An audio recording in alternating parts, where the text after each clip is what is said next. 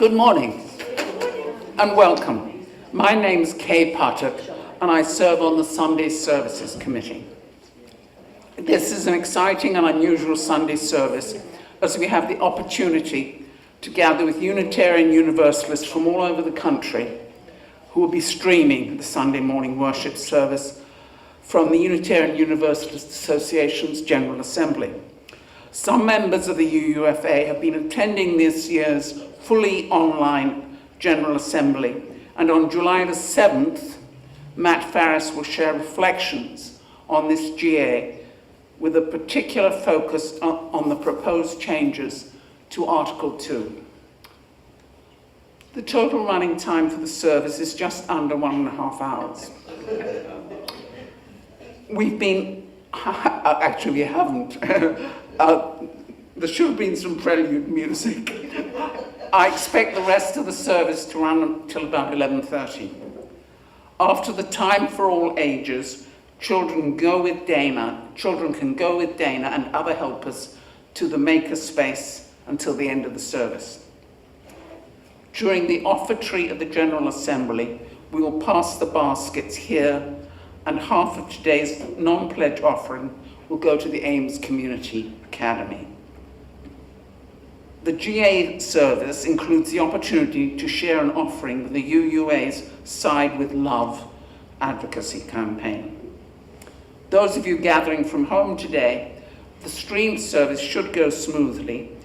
If we happen to experience any difficulties, you can visit the UUA General Assembly website at noon today and enjoy the public streaming of the service at that time.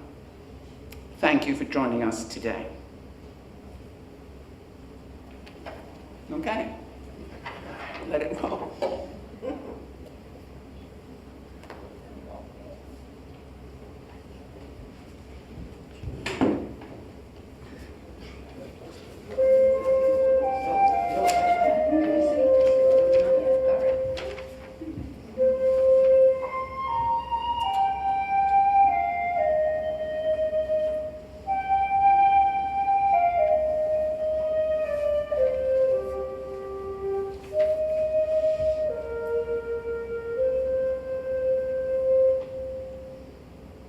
Greetings, UU, and welcome to our 2024 General Assembly Sunday service. During this, our first intentionally all-virtual General Assembly. It is a delight to be joining you on screen in your sanctuaries and homes, and it is a joy to be connected across every distance, linked from person to person and congregation to congregation. I am the Reverend Dr. Molly Hausch-Gordon, she, her, minister of the Unitarian Universalist Church of Columbia, Missouri, and I am so honored to lead you in worship this morning, along with a number of dear colleagues and congregants. I am a pale-skinned white woman in the very last months of her 30s, with red hair that is very long on one side and very short on the other. I'm wearing a dark teal blouse with a scalloped neckline, and a stole with a dove on one side and rolling water on the other. I'm speaking to you from my church sanctuary in Columbia, Missouri, against a background of large dandelions made of paper plates and napkins and garden hoses by a wonderful artist in our congregation, Lily Johnston. One of my core beliefs as a Unitarian Universalist is that my life is inextricably bound together with every other life and force on this earth, and I am grateful to be tangled up with you, my fellow Unitarian Universalists. In celebrating the interconnection that I experience daily and weekly, this service will include members of the staff and congregation of our church here in Columbia, and it will also include members of a minister colleague group that I have met with every week for the last 3 years to deepen our practice of Unitarian Universalism. They will each introduce themselves. I'm so grateful to remember that so much of who I am and how I think and what I write is formed by these relationships. Additionally, the ideas in this service are formed by a wider landscape of entangled influence, particularly the work of theologians Karen Bray and Catherine Keller, the poet Ross Gay, Unitarian Universalist ancestor Frances Ellen Watkins Harper, movement organizers and writers Adrienne Maree Brown and Alexis Pauline Gumbs, and so many others, whose words and ideas inevitably make their way into mine.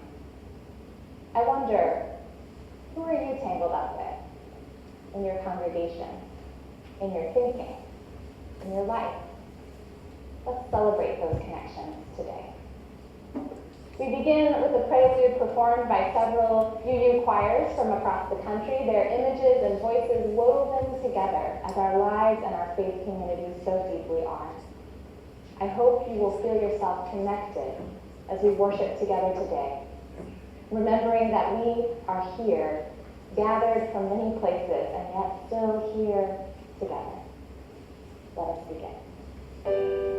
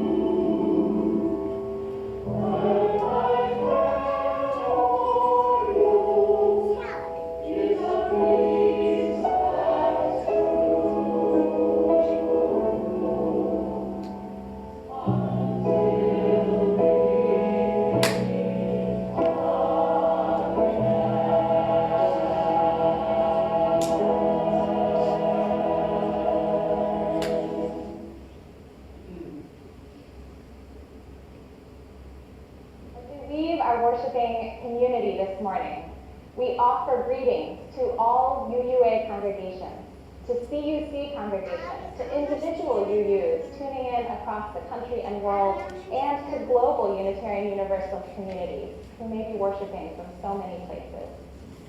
As we begin our service from diverse locations this morning, may we ground ourselves in each of those places, even as our spirits reach out to connect us to one another. Helping me to anchor our worship this morning in some of the hundreds of places from which we gather are several minister colleagues from across the United States who meet together every single week to hone our preaching practice and invite each other into the most daring expressions of Unitarian Universalism. I am Eric Kamenetsky. I'm an older, balding man with slightly olive-tinted skin. Greetings from the U.S. West Coast, from Edmonds, Washington, where the deep blue waters of the Salish Sea lap at the shores between the Cascade and the Olympic mountain ranges. The land I join you from has been stewarded for countless generations by the Snohomish tribe and the Coast Salish people who continue their livelihoods on these lands today.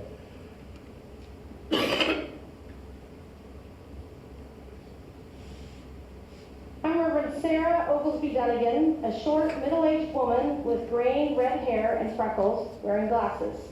Greetings from the United States Southwest, from Valley Unitarian Universalist in Chandler, Arizona, where the saguaros bloom amidst an array of bright-colored flowers and hummingbirds are joined by coyotes, scorpions, and javelinas, and a desert landscape that is both beautiful and dangerous, and full of surprises. The land I join you from has been stewarded for countless generations by the Hohokam, Akimel-O'Otham, Maricopa, Yavapai, Yaqui, and also the Gila River Indian Community, Salt River, Pima Maricopa Indian Community, and Tohono O'odham Nation. From Arizona, we share a wish of cool breezes, shady spots to rest, freedom to cross borders as needed, and enough water to you, our fellow Unitarian Universalists across the country and world.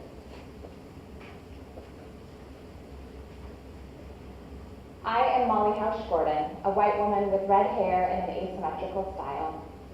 Greetings from the U.S. Midwest, from Columbia, Missouri, where the waving grasses of the prairie are deeply rooted, where the big muddy Missouri River makes its leisurely way eastward towards the end of its journey to the Mississippi, and where the rolling foothills of the Ozark Mountains shelter vast caverns and abundant life.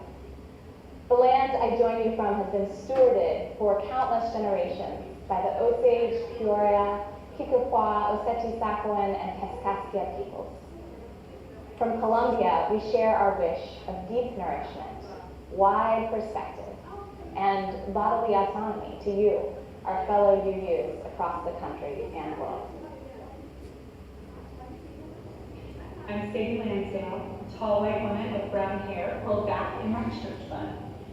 Greetings from the United States South, from Greensboro, North Carolina, where the blooms are going wild, the produce is ripening on the vine, and the rivers and creeks that sweeten the earth are thick with life. The land I join you from has been stewarded for generations by the Chirac, Catawba, Occaneechi, Sissipahaw, Kiowa, and Shakori people. From Greensboro, we share our wish of good food, good music, and rowdy celebration, heaven on earth for all people, to you, our fellow UUs across the country and the world.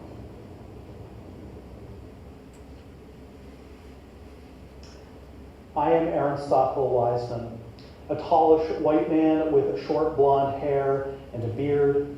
I am wearing a blue ministerial robe and a rainbow stole, and I use glasses. Greetings from the United States East Coast, from Framingham, Massachusetts, in the Charles River watershed. We learn about the seasons as the vernal pools fill with water in the spring. They're the home to yellow-spotted salamanders and fairy shrimp. We learn about the seasons, too, with the vermilion and golden leaves of autumn, and the chattering of those bare branches during stick season. The land I join you from has been stewarded for countless generations by the Massachusetts, Agawam, Nipmuc, and Pawtucket peoples. From Framingham, Massachusetts, we share our wish of changing seasons and flourishing life to you, our fellow Unitarian Universalists across the country and world. Greetings to you gathered in so many additional beautiful spaces. Take a moment to feel your body connected to the place where you are as we join our spirits with yours from each of these places. Take a moment in gratitude for the land that upholds and sustains you, for its many stewards across generations, and for the spirit that roots and connects us each to each in a great web of living and loving and worshiping. Come, let us gather.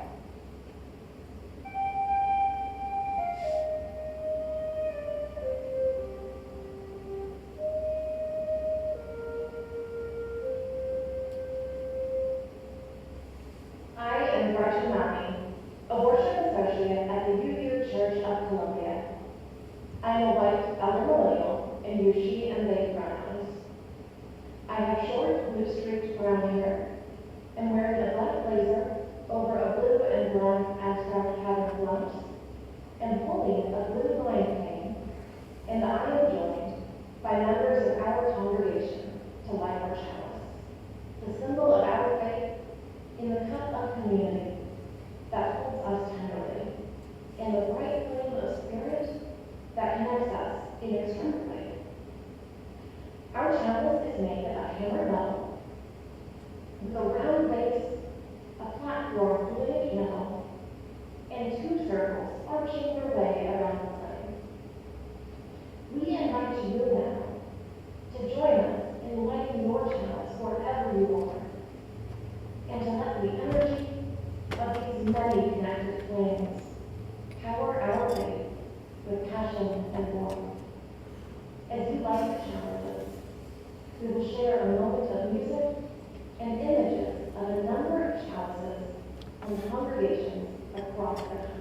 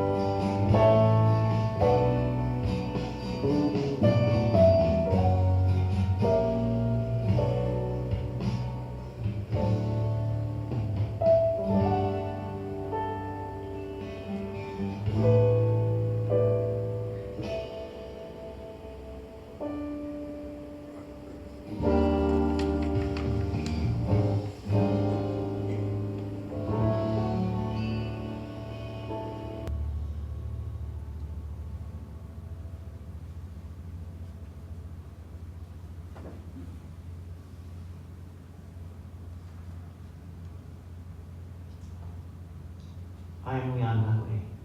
I am an African-American man with dreadlocks and an increasingly graying beard. I am wearing a stole that honors the members of North Universalist Chapel Society, or North Chapel, in Woodstock, Vermont, which is the church and the community that I lovingly serve. I'm going to share a story with you this morning from a collection called Through the Mickle Woods by Aliska Gregory. In a kingdom long ago, there was a weaver who spun stories out of thread. One day, an owl white as winter, perched in a nearby tree. I should like my story to be woven out of clouds, said the owl. As you wish, said the weaver. And the owl brought the woman strings of clouds round as pearls. But every time she tried to weave them in and out, they would dissolve quietly as dew upon the grass. The owl blinked his great eyes. Perhaps we should add some moonlight, he said, the kind that shimmers on water. As you wish, said the weaver. But though the owl brought baskets of jeweled moonbeams, worth more than the king's own crown, the story's cloth would not take shape. I do not understand, said the owl. I have chosen beautiful things for the weaving of my story. Ah, said the woman, but sometimes the cloth will pattern itself, whether we will or no. You must bring everything, things chosen and things not. And the owl flew over mountains and through valleys. He gathered jade, green as ginkgo leaves, and raspberries red as blood. He flew past villages that were peaceful and past countries ravaged by war. And when he returned with all of the things that he found, the weaver smiled. These will do, she said. She took the things that the owl had brought, the threads of sunlight fine as silk and cobwebs, gray as skulls, and wove them together into a cloth. And when the owl pulled his story around him, it was so full of woe and gladness, so beautiful and strong, that when he stretched out his new-made wings, the people thought he was an angel hovering over the breathless sky.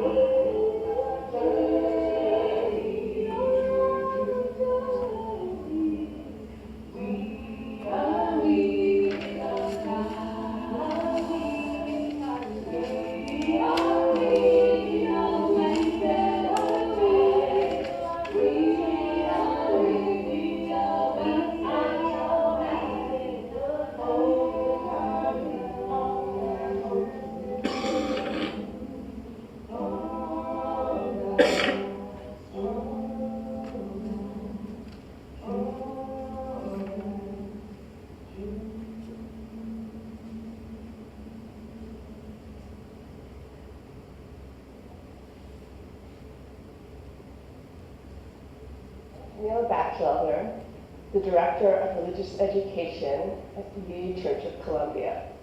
I'm a 46-year-old white woman with lots of wavy dark blonde hair, and I am wearing a Art Nouveau print wrap dress in shades of turquoise, aqua, black, and gray. My name is Vanna Bonner. I'm the Director of Music Ministry here at the UU Church of Columbia. I'm a 30-something white woman with short, blondish, brownish hair, wearing gold glasses, and also got an Art Nouveau style handkerchief in the name of the white shirt. And together we are going to lead you in a moment of centering, as we do each week here in our congregation. I'd like to invite you to find a comfortable position for your body. Feel your contact with the seat or with the ground. And take a moment to bring your attention to the steady rhythm of your breath. In and out. For a moment, finding your center.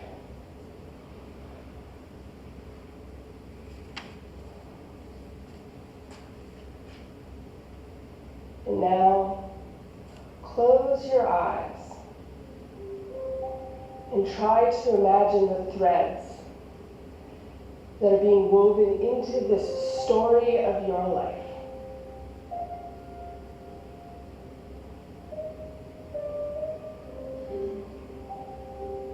Each experience, each feeling, each love and sorrow, its own thread.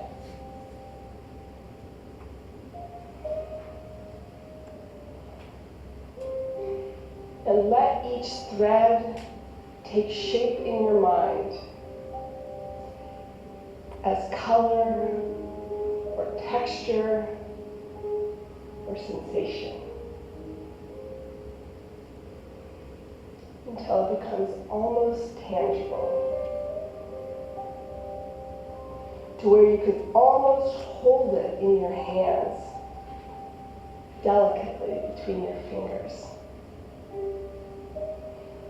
With all your tenderness, can you begin to weave it all in? Twining green shoots of new discovery. Heavy, drab threads of despair.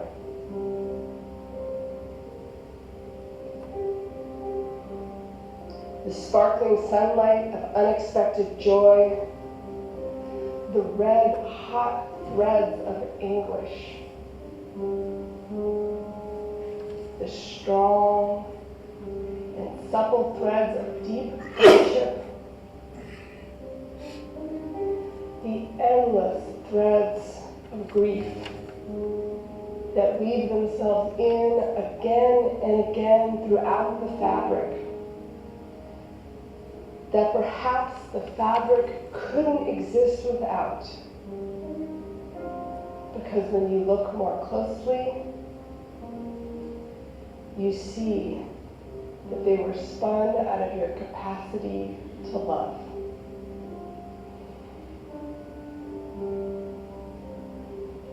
What is weaving itself into your story?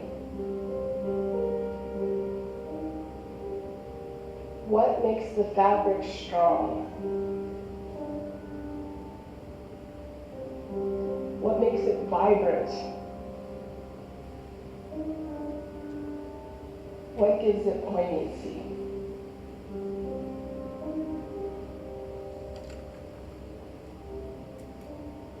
And now, bring your attention to the edge of the fabric that you are weaving. And see, it does not end there. Each fabric neat and tidy and separate. Open your mind, your heart, your spirit, to threads being woven from 100, 1,000, from countless others. weaving into yours in colors and textures you could never have imagined. Sometimes weaving together roughly in complicated patterns, sometimes beautifully and seamlessly. Sometimes some of both. Can you hold the tenderness of their stories, the tenderness and care of this weaving together?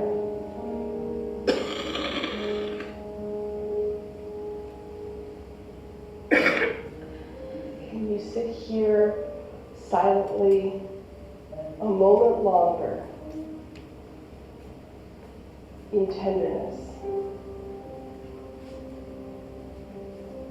in love, in awe at this creation, at all that has been woven?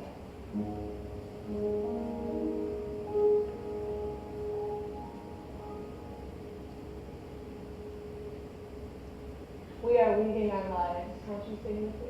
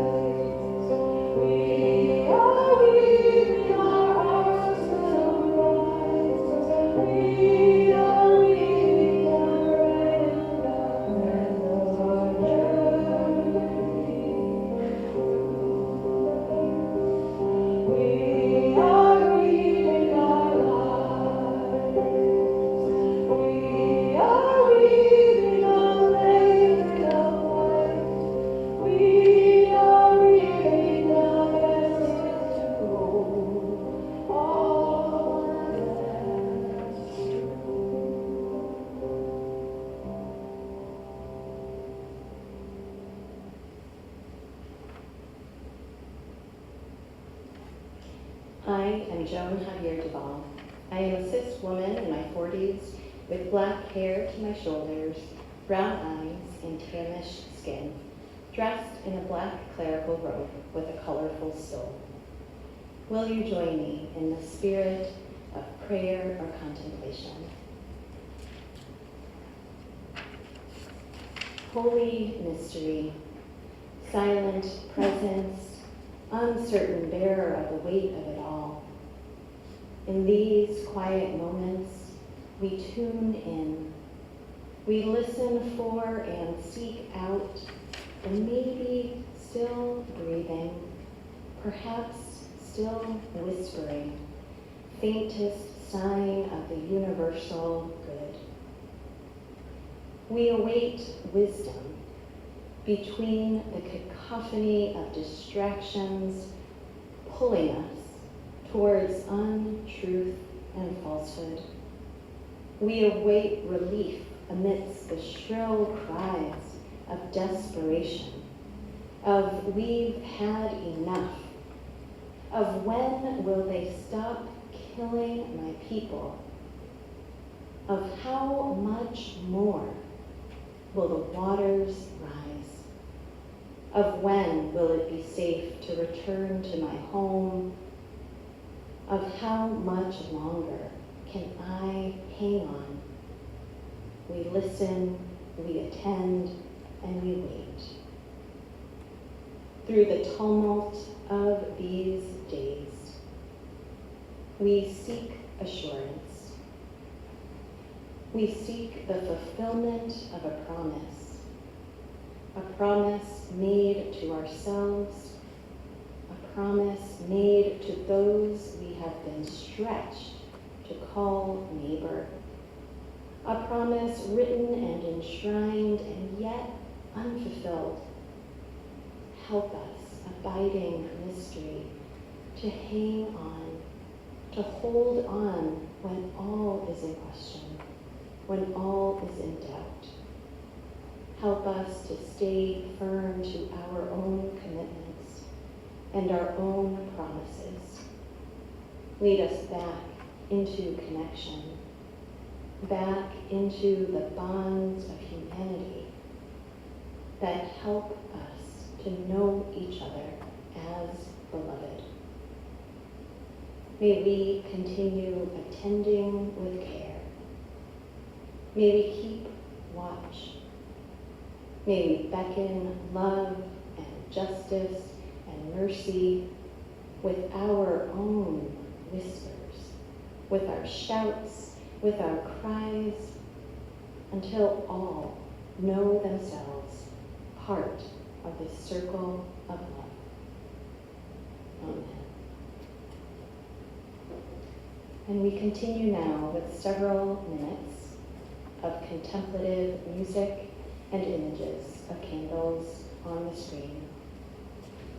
You may wish to share your congregation's usual rituals of prayer or joys and sorrows during this time by pausing the video. Or you may simply take a moment of breath and attention to enjoy some quiet contemplation.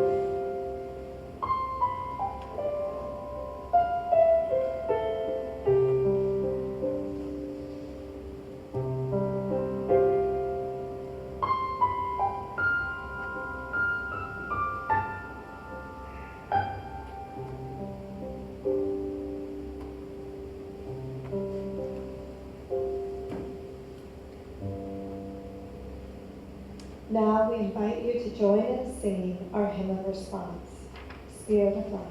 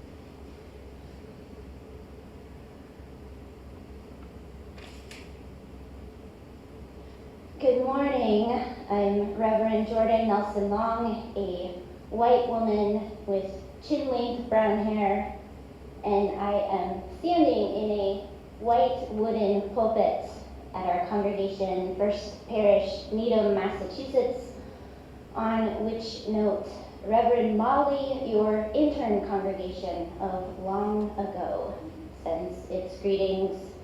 We are indeed held by threads woven fine. Our reading this morning is by the poet Jean Lohman, Shaking the Tree. Vine and branch, we're connected in this world of sound and echo, figure and shadow, the leaves contingent, roots pushing against earth. An apple belongs to itself, to stem and tree, to air that claims it, then ground. Connections balance. Each motion changes another. Precarious, hanging together. We don't know what our lives support. And we touch in the least shift of breathing. Each holy thing is borrowed. Everything depends.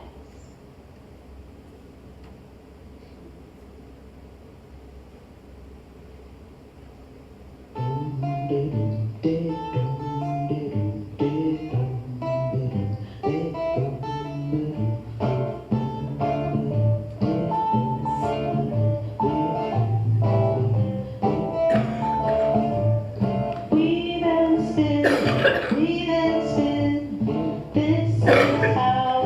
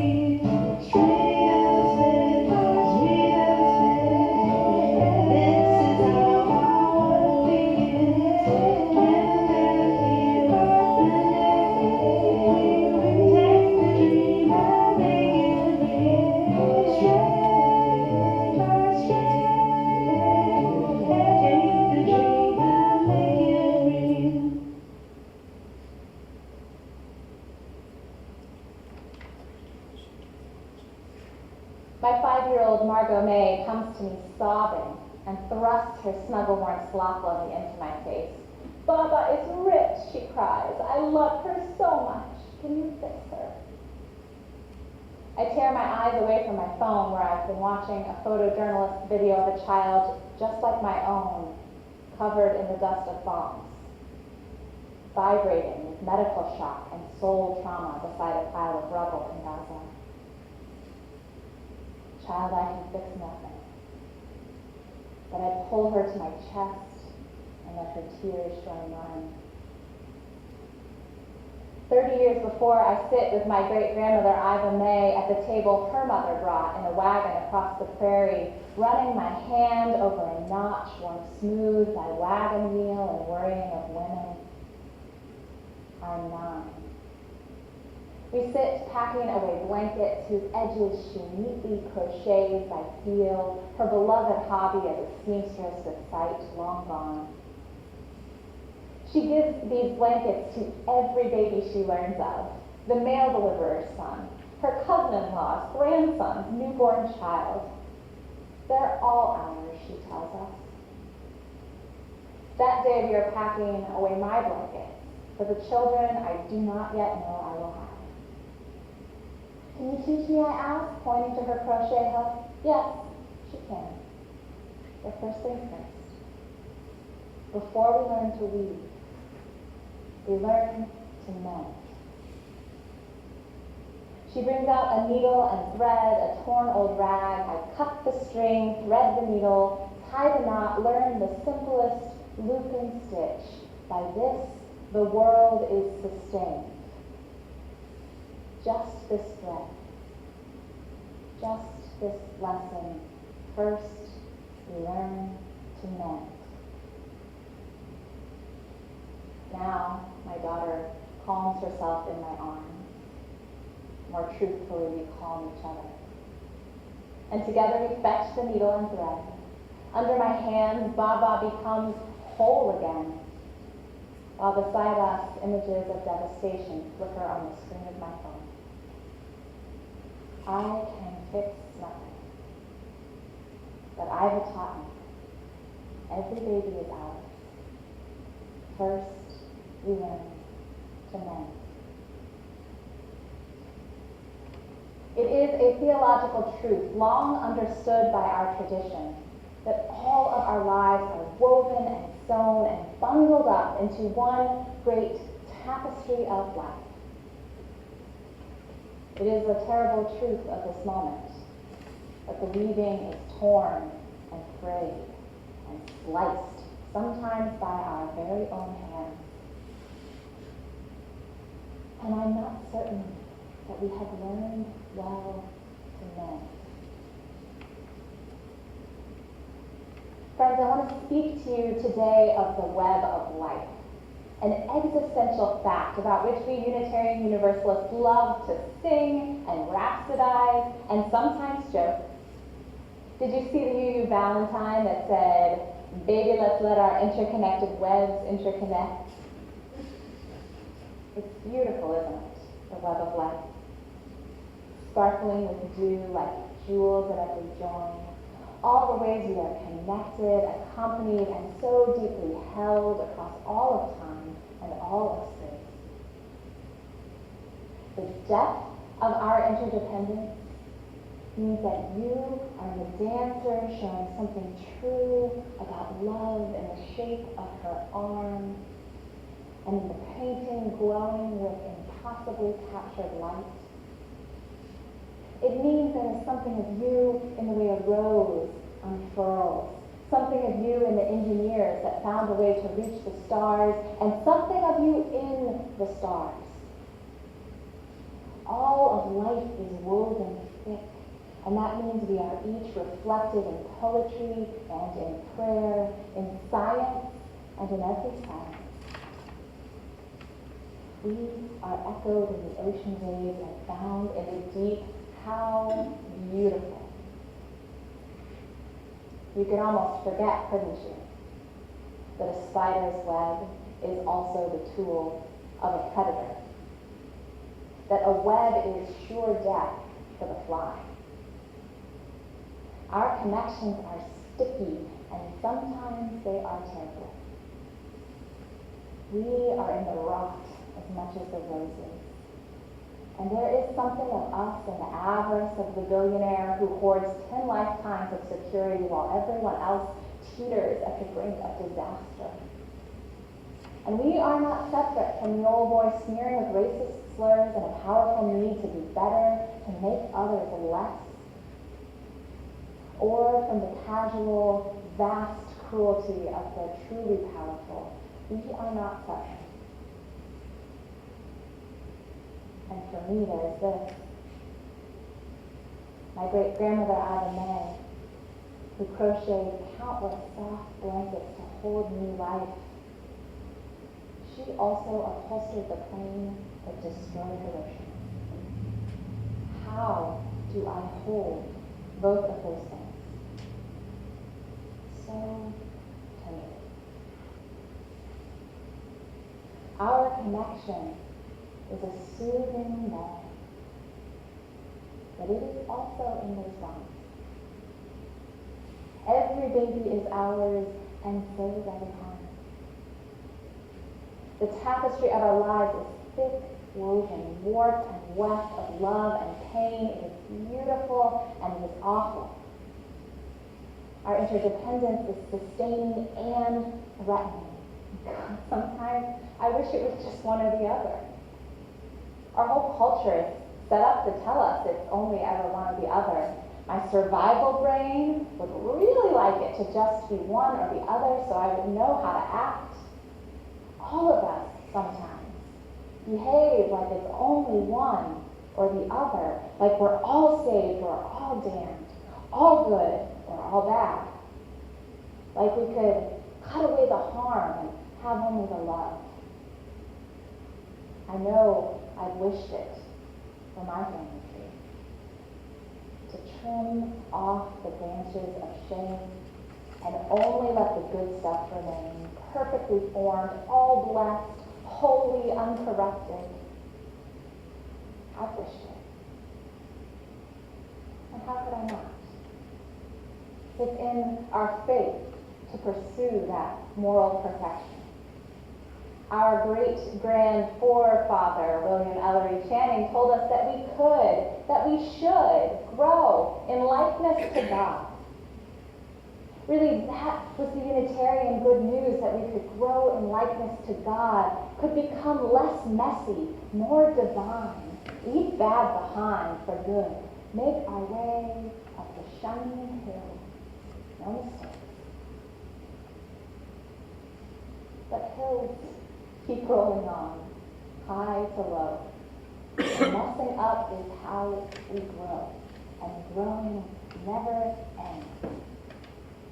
And no matter the language you use for the ultimate, perhaps you've been left with just that likeness, just that purity, just that choice, perfection or damnation. And are you just exhausted from the climb? Because maybe you're afraid that they're onto you. Your congregation, your friends, your colleagues, or your people, that they know you haven't got it all right yet. That there's still some greed in you, or some confusion, and lots of fear. Maybe you're afraid that you haven't got it all right yet, and that makes you all wrong. And maybe you've even tried to slice yourself out of the web sometimes, because nobody told you that you could just keep growing. Because nobody ever taught you how to know it. And even when we do feel like we're getting it mostly right, it hurts sometimes to be so tangled up. To be present to all that beauty and all that pain at once. To hold your sparkle-eyed child and her precious soft sloth in your lap while another child is covered in the dull dust of thorns. And yet another is dead in her mother's weeping arms. It aches to be so tangled up. No wonder the weeping is frayed. No wonder it is sometimes torn. It aches to be so tangled up, and it is dangerous sometimes. When everything depends, one misfortune can send it all tumbling to disaster. Surely COVID taught us the danger of our beautiful, tight-woven connections, that we ignore them at our peril, and that even when we manage to attend to them well, tragedy may still unfold. Tangled up in the web of life, so much depends upon forces over which we have no control, forces we may never even witness or understand. We are at each other's mercy, and not all of us are merciful. The poet Jean Lohman writes, "Precarious hanging together, we don't know what our lives support, and we touch in the least shift of breathing. Each holy thing is borrowed, everything depends." Our interdependence sustains us, and because it sustains us, it also makes us so vulnerable to one another. There is no outright safety to be had in the web of life. There never was. It is dangerous to be so tangled up, and it aches. No wonder the weaving is frayed. No wonder it is sometimes torn. And the call of our faith is to respond to these tangled realities all at once. The sustenance and the danger, the holding and the teetering, the beauty and the pain. We really don't like to feel that second part. Sometimes we try to slash and hack away at the web to avoid that second part. Maybe if we could just cut ourselves away from that interdependence, we could be safe. Maybe alone, on our own, it wouldn't ache. If I don't rely on you, I could be sure I was okay. And if I leave first, they can't kick me out. And if I distance myself from your mistakes, I won't get kicked out too. And I'll never have to reckon with the shame of things I used to do before I knew. So slash and hack and tug away. The power hoarders and the supremacy systems and the forces of empire, well, they are standing by, sharpening their knives. They're whispering to us that we don't have to depend, and that the cost of our separation, well, it will only be the parts of us that hurt in the first place. All we have to do is cut out the warp of the weaving, slice away the pain and fears, cut out the anger and the longing. That doesn't sound like such a bad deal, does it? Until the weaving won't hold, because we aren't whole. Until it all begins to unravel, and our humanity leaves us too.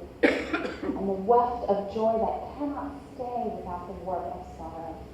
And the weft of love that does not exist without the warp of loss.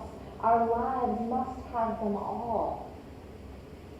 And not just our lives, life on earth must have it all. Every strand, every warp and weft. Yes, it aches to be so tangled up. Yes, it is dangerous sometimes. And yes, empire is standing ready with a knife, inviting you to cut your way free of the web. Don't. You must stay. You must stay woven in. Everything depends on us all staying woven in, on us each learning to mend. Everything depends. And any separation we might win would be an illusion anyhow. Interdependence is beautiful and it is terrible, but more than that, it is. Our entanglement comes from living in a universe of bouncing atoms and growing life and exploding stars. We cannot escape it if we try, and we harm it when we try. We harm it when we try. So what if instead we hold on tighter to each other and so embrace the learning to abide, to weave all of life whole, to reknit unjust entanglements into more just ones, to mend the places we've torn in our desperation to escape where the weaving's been worn. What if we turn back to each other and refuse to turn away, even when the bombs break our hearts, even when one more loss will undermine us? What if we tangle our fingers up together on purpose and cut this delicate web in our hair and tenderly mend every tear? And what if every join in the weaving is where the power lies that will make us all free, tangled up in mutual thriving? And what if our heartbreak is the needle that will sew us back together? This has always been the wisdom of community organizers and spiritual leaders and prophets, that our power lives right next to our broken hearts. Another warp and weft in the weaving of our thriving when we're learning to mend. I live in Missouri, where the voice of empire and domination is very loud right now, and where the state legislature is very extremist and very afraid, and they have taken their sharpest knives to our interconnection.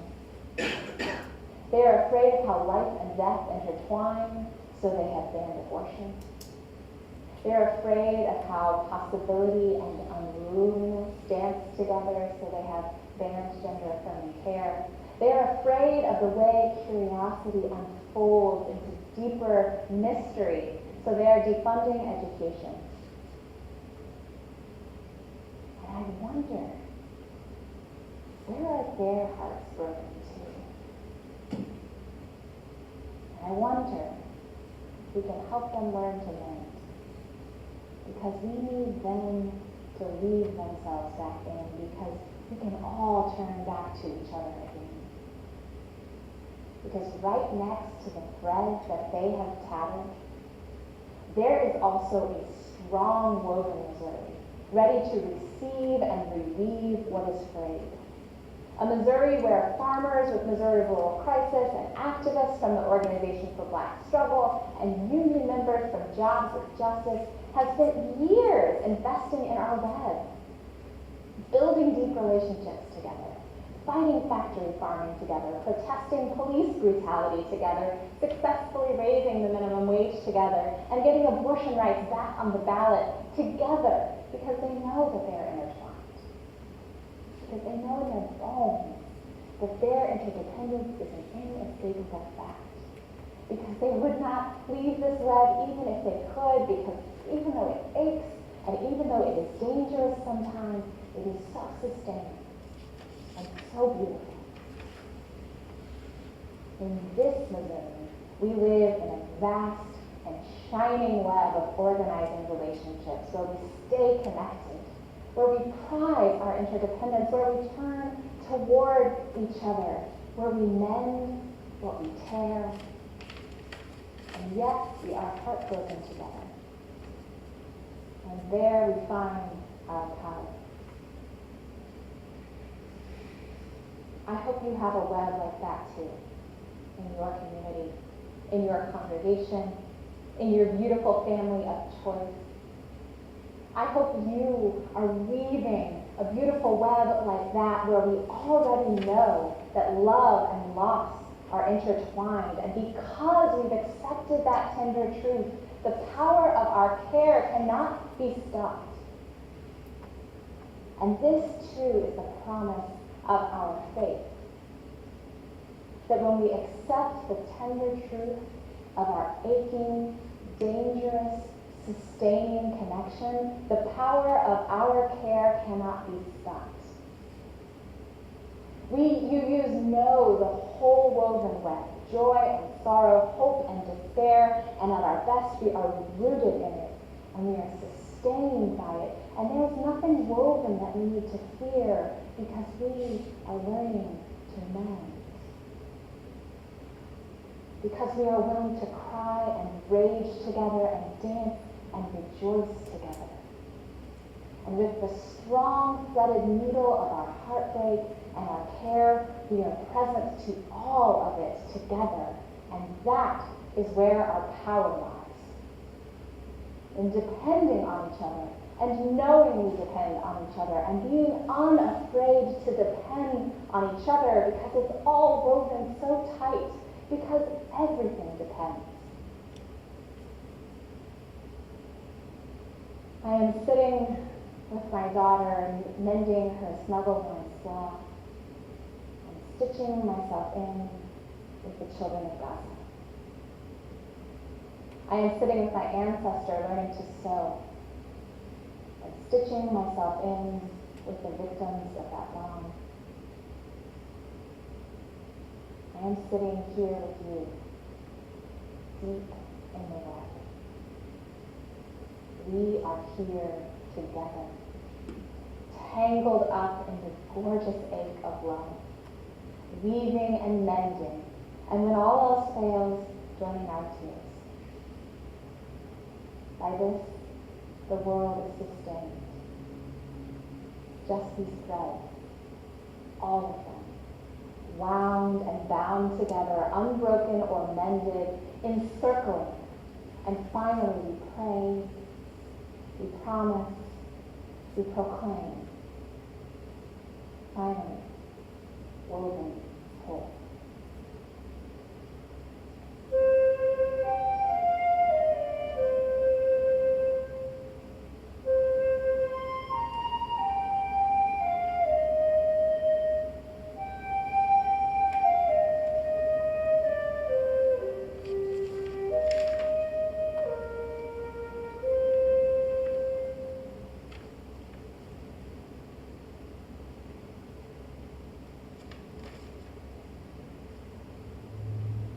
We weave, we mend, and we keep the circles whole.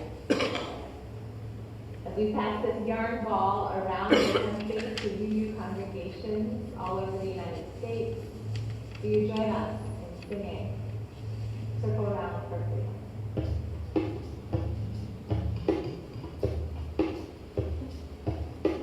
Circle round for freedom. Circle round for peace. For all of us in prison. Circle for release.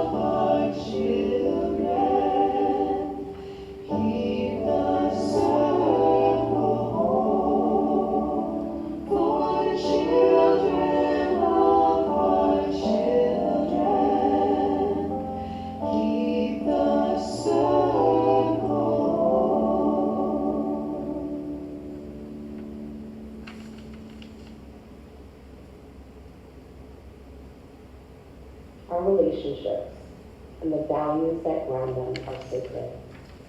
And just as they are the thread that weave our covenantal community, our web of interconnectivity is what holds the strength and possibility in our justice organizing work. Side with Love holds the public justice work of the Unitarian Universalist Association, bringing our values to life through mobilizing leaders within our congregations and beyond. And in these times, where threats to democracy and liberty devastate our communities, our families, and our individual lives, we are fortified by the truth that throughout history, people, Unitarian Universalists, rise to meet the moment, to side with love and struggle towards the highest aspirations of our faith, to reject the disposability of any human being and proclaim all are worthy of love and belonging, and to make it so through our actions. Side with Love works on 4 intersectional priorities: democracy with You the Vote, climate with Create Climate Justice and the Green Sanctuary programs, LGBTQ and gender justice through Uplift Action and decriminalization. In 2024, we are rising to the challenges that we are facing in our world today. Launching the first ever faith-wide climate revival that will break down silos and springboard hundreds of congregations to usher in a new era, moving beyond extraction and into a wider climate justice movement. Supporting congregations with tools and trainings to equip us to take courageous and impactful action. We're building response networks across the country for trans people, students, and many folks targeted by state violence and legislative attacks. Side with Love calls on us to show up, to be bold, and to be a part of a moral majority that knows another world is possible. And we are taking action right now towards that future, especially in this consequential year with You the Vote 2024. You the Vote is anchored in the promise of democracy, to build an inclusive and accountable democracy that works for the many, not the few. It is grounded in the process of democracy that demands that we combat voter suppression, safeguard our elections by volunteering as poll workers, to protect abortion rights, and to show up to make sure every vote is counted. Our trainings equip us to be communities of action and care for the urgent work that will remain in the days and the years following the election. You the Vote is anchored in the people, all of the people who power our democracy, at the polls, on the steps of the Supreme Court, in the halls of our legislatures, and in the streets. Today, under the leadership of democracy strategist Nora Rassman, we are already underway. We've already made 8,000 calls to voters in Georgia ahead of the primary. We mobilized congregations to action in Orlando, Sarasota, and Palm Beach to cross the finish line and add to the nearly 1 million petitions that got abortion protection on the ballot. And we are working with many more other congregations who made their congregations petition drop-off hubs for voters in their communities. In Arizona, we held mobilizations in Tucson and Phoenix to have values-based conversations with voters and train our communities to gather petition signatures. And it's only June. We can achieve so much more right now if we do it together. This is why we're working with UV state action networks in Pennsylvania, Wisconsin, and North Carolina, and many more, helping to bolster voter contact and add capacity so that they can build the election defense and safety teams to be responsive to the needs on the ground. Together with national partners like Power the Polls, we're filling in the gap of a major poll worker shortage that leaves the administration of our elections at risk. We are rising to the challenge of frontline partners who have asked for Unitarian Universalists to be bold and vocal in our support of abortion rights and trans rights, and to grow a strong interfaith movement that contests theologies of domination, that seek to control the lives bodies, and futures, BIPOC, trans, disabled, and many other targeted communities. Cyber Club is proud to organize thousands of Unitarian Universalists every year. And today, I am asking for your support to make this work possible. Your gift today will be used to fund the programs that mobilize Unitarian Universalists across the country to take urgent action that meets the moment with faithful courage and prophetic determination. Love calls us to embody the highest aspirations of our faith and harness our power by acting boldly and committing to the work today and for the long haul. And I'm excited and grateful to share that all contributions you make will be matched up to $50,000. Thank you to all who made this possible. Thank you to all for your support, your work, and your generosity. Select Donate in the GA mobile app, use the QR code on the screen, donate online, or text SWL to 91999.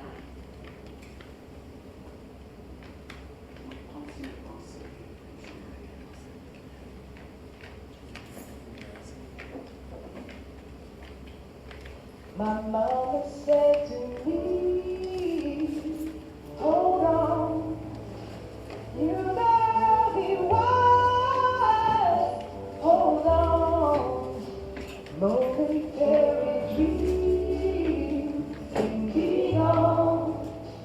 Water through your fingers, you can't hold. Baby, hold on to the things that you love. Show me who it is you are. Never let the feeling go. Let it show. My mother said to me, stay on, no matter what they tell you, girl, stay on. Everyone that seems alright has a soul that's hiding deep inside. So baby, hold on to the things that you love. Show me who it is you are. Never let the feeling go. Let it show.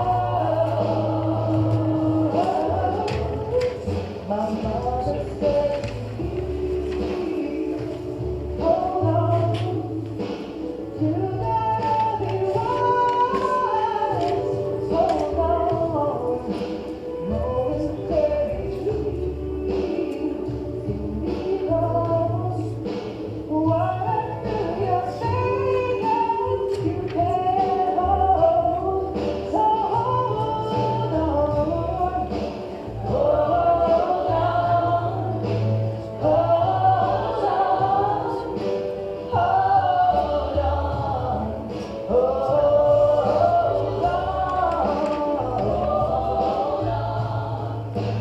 hold on, hold on. My mama said to me, hold on, you gotta be wise, hold on, momentary dreams can be gone. Water through your fingers, you can't hold. So hold on, hold on, hold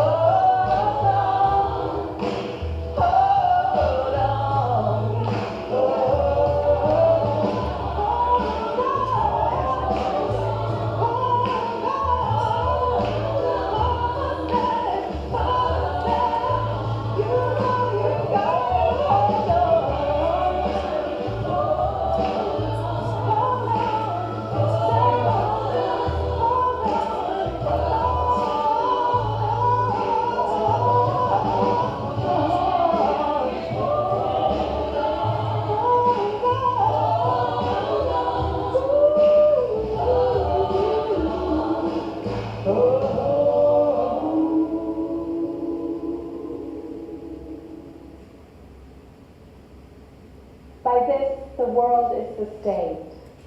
Just these threads, all of them, all of us, woven together, learning to mend, keeping the circle whole. Go in blessing, you muse, and be a blessing to a world that needs our care.